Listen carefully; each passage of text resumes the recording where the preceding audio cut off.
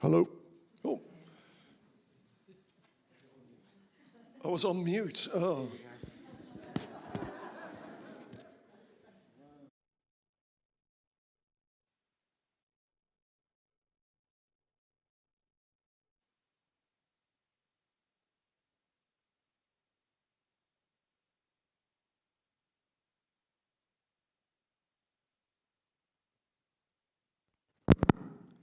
Say right at the start that my mic failed, it's because I didn't turn it on. But I still walked to the back, so it looked like those guys got the blame. So it was all right.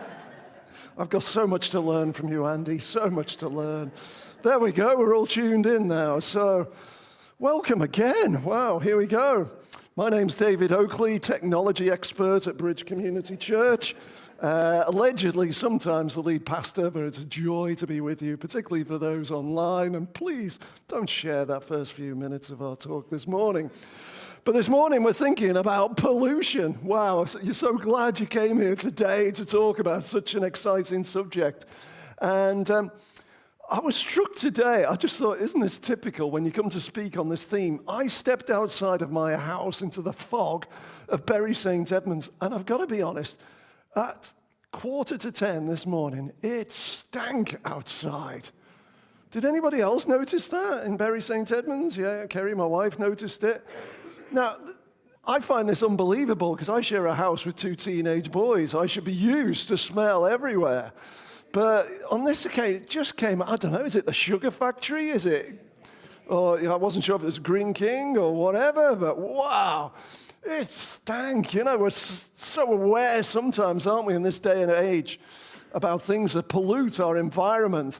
Sometimes you see the smoke coming out of factories, the rivers that are getting clogged up, the plastic in our seas, and there's a real impact on us. And, you know, rightly so, we campaign, rightly so, we're trying to improve these things.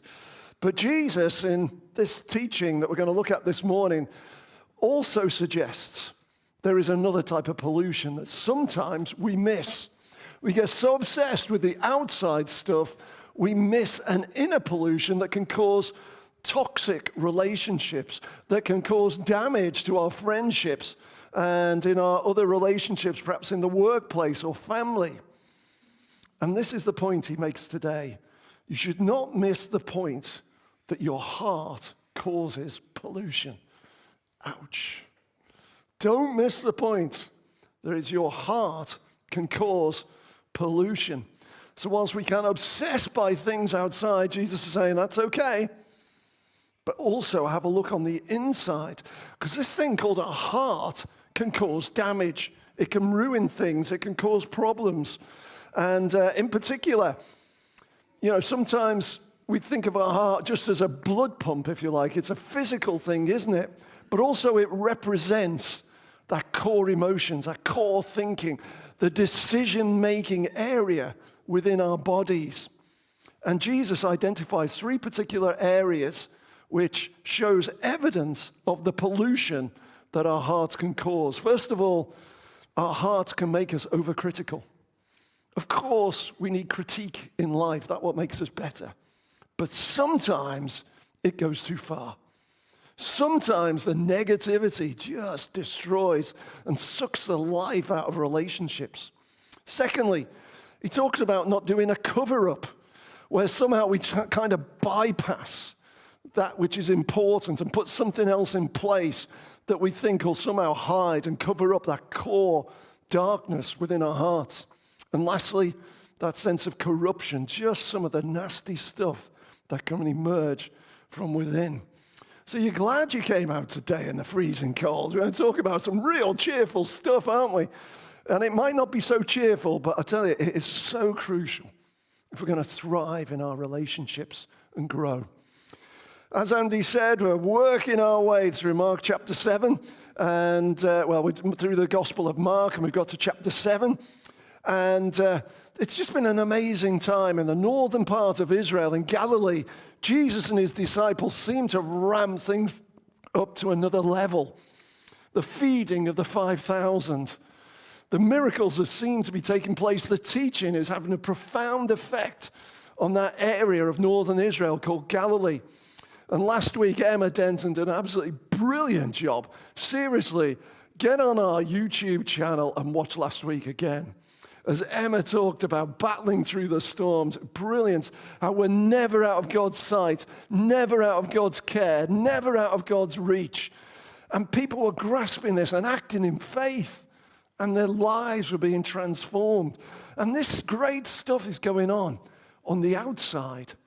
And Jesus is now saying, well, the kingdom of God is also an internal thing that's going to require some self-examination and openness.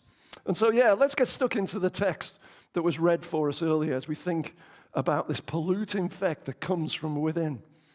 One day, some Pharisees and teachers of the religious law arrived from Jerusalem to see Jesus. They noticed that some of his disciples failed to follow the Jewish ritual of hand washing before eating.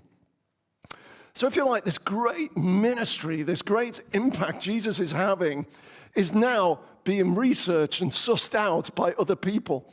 You've got Galilee to the north part of Israel. You've got Jerusalem to the south. Jerusalem, the capital city, that's where the sophisticated theologians are living. And they're hearing rumors that God is doing something up north amongst those people out in the country bumpkins out that way. And so they go to send a group of people to investigate what on earth is going on. I suppose if we were trying to wrestle with this and understand this today, if God brought revival here in Suffolk, yes, come on, Lord, do it. Where there's miracles, where people are getting saved. And then some people at the Bible colleges in London go, ooh, what's going up there in sleepy Suffolk? What's going on in the sticks? We need to suss out, make sure they're pucker and sound and all the rest of it. This is what's going on here as these theologians appear from nowhere as such. And we start to see some of their insights. The Jews, especially the Pharisees, do not eat until they've poured water over their cupped hand, as required by their ancient traditions. So this is the amazing thing. There's miracles going on for fun. There's brilliant teaching. There's transformation happening. And these guys are like, ooh, you're not washing your hands, you lot. I mean, of course, we're the experts at washing hands. We've been through COVID, haven't we? We did happy birthday song, 20 seconds hand washing. We're here with these guys. We know what it is to wash hands properly. And they're picking it out. And the thing is, it's not biblical. Do you notice that at the end there? They're ancient traditions. First 5 books of the Bible, the law of Moses, 613 laws there, and not one of them is directly related to this. This is a traditions of the rabbi teachers that began to emerge over a number of hundreds of years that thought, well, we'll add a commentary to the 613 laws we find in Torah, the first 5 books of Moses. We'll put a protective fence around those laws. So if we break a tradition, we won't break a law. This was the sort of good motive that originally started. But as we shall see, it begins to take over and becomes more important than God's laws. And it carries on in verse 4 as this helpful description is given to us European readers of the Gospel of Mark. Similarly, they don't eat anything from the markets until they immerse their hands in water. But this is one of the many traditions they have clung to, such as ceremonial washing of cups, pitchers, and kettles. That word immerse is the same word we use for baptism. They baptize their hands. They're trying to get clean in case they bump into some, non-Jewish person or someone not of faith in the marketplace. This was what was important to them. And then we see the question in verse 5. So the Pharisees and the teachers of the religious law asked Jesus, why don't your disciples follow our age-old tradition? They eat without first performing the hand-washing ceremony. Incredible. Jesus giving sight to the blind. Jesus making lame people walk. Jesus calming storms. Jesus transforming lives. And they're saying, how about washing your hands, lads? Incredible. Talk about missing what's important. Talk about missing what God is doing. Talk about being obsessed with history, tradition, or this is the way we do things around it. They're missing what God is doing in their time and generation as a result. That would never happen in our church today, would it? Nah, don't be daft, Dave. We know what God's doing. We wouldn't let traditions or the way we do things around here get in the way of this. They're not quite biblical, but they're almost. This is some of the things that can come from our hearts. We get obsessed with those externals. We get, oh, this is the way we do things around here. This is the way we do it. And we miss what God has got in store for our time and our generation and our situation. Don't let your heart pollute your thinking and your eyesight and miss what God's got in store for us. Also, our heart can cause us to do a cover-up. We read in verse 6, Jesus replied, "You hypocrites! Isaiah was right when he prophesied about you, for he wrote, 'These people honor me with their lips, but their hearts are far from me.'" So Jesus straight away goes for these guys and says, yeah, when it comes to an outward show of spirituality, you've got it sorted. But where is that heart devotion? Where is that love for God? Where is that love application? It was an issue in the time of Isaiah, hundreds of years before Jesus, where God says through the prophet of Isaiah, wanting to critique the religious leaders. Their church, their temple, their synagogue services are great, wonderful. But where's the heart? Where's the connection? They talk a good game, but don't live it. And Jesus is challenging these people again today. So never choose ritual over renewal. Never choose the externals over the internal work that God wants to do in us. Their worship is a farce, he continues, for they teach man-made ideas and commands from God, for you ignore God's law and substitute your own tradition. They take what was super important in the core laws of God, and somehow they've replaced it with a tradition that means the heart of what God had in store has been lost.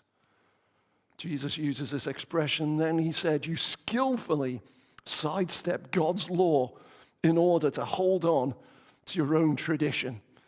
The rugby players amongst you are probably loving this imagery, this idea of a sidestep. You know, some big ugly bloke running at you, bang, step away, go around them. This is what Jesus is saying you guys are doing. You've got this onerous, heavy-duty law coming from God that's incredibly important about taking care of people, and you do a sidestep in order to avoid doing it. You'd rather focus on, oh, make sure I wash my hands, but missing something big and important.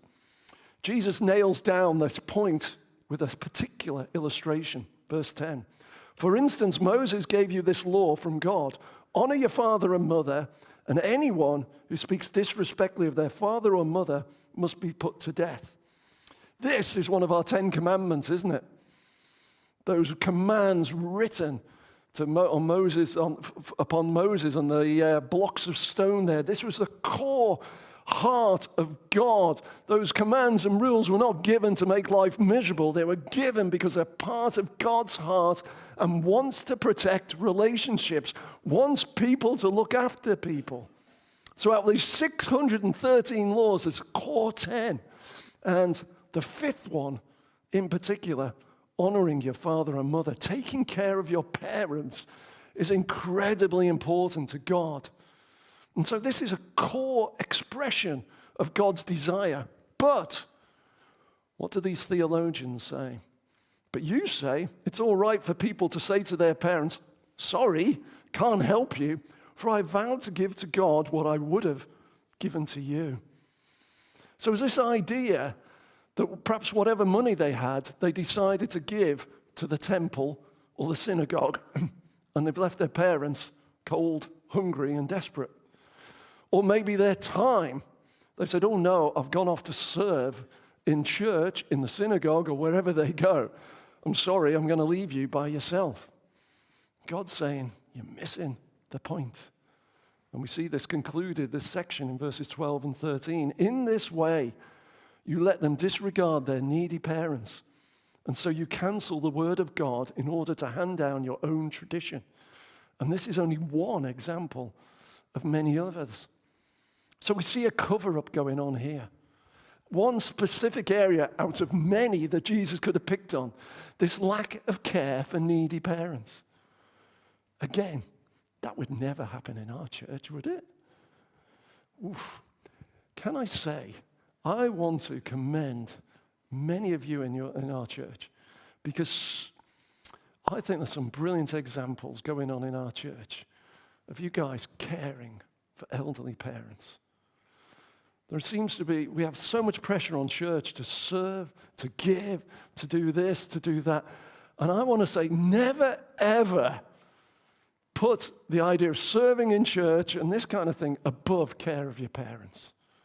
Caring for your parents is absolutely core at God's heart. This isn't just an Old Testament thing that Jesus is bringing out. You can read it in the epistles in the New Testament. It applies to all of us.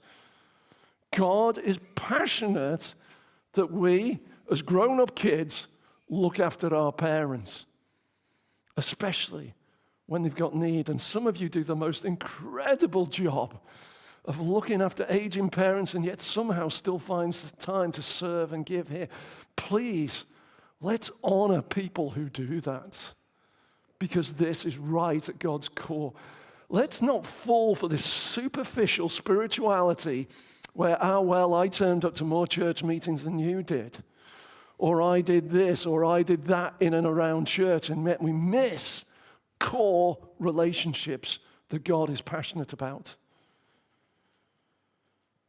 Some of the emails I get, some of the conversations I overhear, sometimes there's a bit of a register going on, like at school, about who's turned up or not turned up for particular meetings. And there's a lack of understanding on why certain people are not here, so often doing this kind of stuff really well. And it saddens me, and must sadden God, because God is passionate about us taking care of people, especially those we've been given responsible for. So please, let's be careful when we're playing that registry game of, such and such didn't turn up at the prayer meeting. Where was such and such today? Because fundamentally, there could be people out there caring for others. They just don't stand up on this platform and boast about it. Let's take care of people, particularly those who God's called us to. Don't let your heart do some kind of cover-up, pretend spirituality, and saying, I'm doing this for the church, my parents will be fine. No, let's be careful on this issue. Okay, carry on. The sense of corruption. Jesus calls to the crowd to come and hear. All of you listen, he said, and try to understand. It's not what goes into your body that defiles you. You are defiled by what comes out from your heart. Jesus broadens out the conversation. He's been focusing on these religious leaders from Jerusalem. And now he says, no, come on, teaching moment, get the crowd in. I love this. He said, all of you listen, but don't just listen. Understand as well. Get the point. Grasp what is important. It's not what goes into your body that makes you unclean. It's what emerges from within and comes out that causes the problem. This is the parable. This is the picture that Jesus presents. And as they go into a house, we see the disciples trying to wrestle with this. It says, then Jesus went into a house to get away from the crowd, and his disciples asked him what he meant by the parable he had just used. They wanted a further explanation. They were struggling with this external versus internal idea, this concept that from what comes from within is somehow more polluting than what we put into our bodies. So Jesus unpacks this a little bit further. Don't you understand either, Jesus said? Can't you see the food you put into your body cannot defile you? Food does not go into your heart, but only passes through the stomach and then goes into the sewer. So what Jesus is basically saying is, look, God has put a mechanism within all of us to deal with food that goes into the body. Whether you've eaten with clean hands or unclean hands, whether it's a bit of dodgy cooking or not dodgy cooking, whether it's a bacon sandwich or not a bacon sandwich in a Jewish culture, he said, I've put a mechanism within your body called the digestive system that can handle this. It doesn't go in your heart. It goes in your stomach and then eventually out through the digestive system. There is a mechanism in place to deal with that kind of stuff. The problem where we're lacking is the internal that comes out, as we read in verses 20 and 21. Jesus added, it's what comes from inside that defiles you.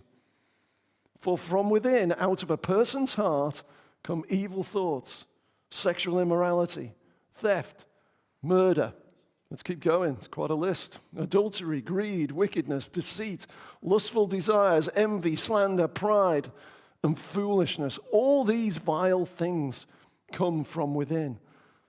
They are what defile you. They are the things that make us unclean. Suddenly, as we read that list, whether we wash our hands or don't wash our hands doesn't seem that big a deal. These things on that list are ugly. These things really ruin core relationships and friendships. They cause damage in our society. They hurt, they pollute, they ruin things. That's why Jesus said, this is what we've got to work on. Our inner selves, because this is where the real damage occurs. And so as we think about this in conclusion, what's our response? What is God saying to you today about your heart condition? What is God saying to you today about some of your priorities and what you're focusing on? What are we going to do about it as we've heard God's voice this morning? I've just popped down 3 questions that emerged for me.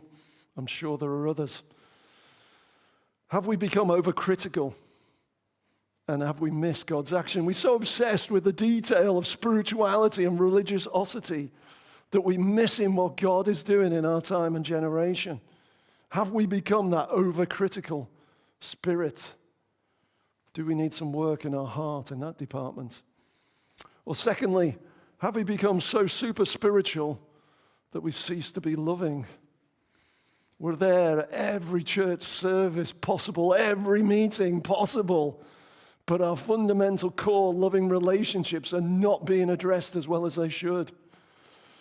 I think I shared a couple of weeks ago, I was quite shocked really, because myself and some of the other church leaders, we went away for a retreat to pray about the future of the church.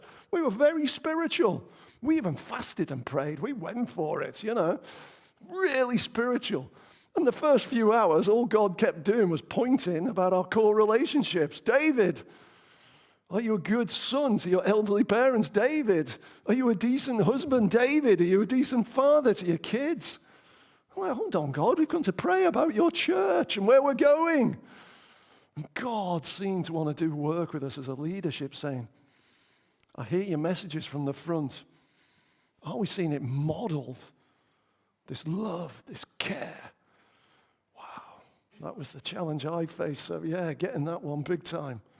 Are we so spiritual yet failing to really love properly and care? Or thirdly, so obsessed with externals, but we miss the deep inner need. I'm going to invite the worship group up to lead us again in another song. And then after that, we're going to zoom in on communion to deal with this deep inner need, where Jesus chose to step in and intervene in human history to deal with our heart condition. And so it'll be good to worship the Lord again before we drop down into the time of communion. If you haven't been able to help yourself to the elements, please do it during this next song. Or if you're struggling with your mobility, perhaps ask someone to go and get a cup of juice and some bread. But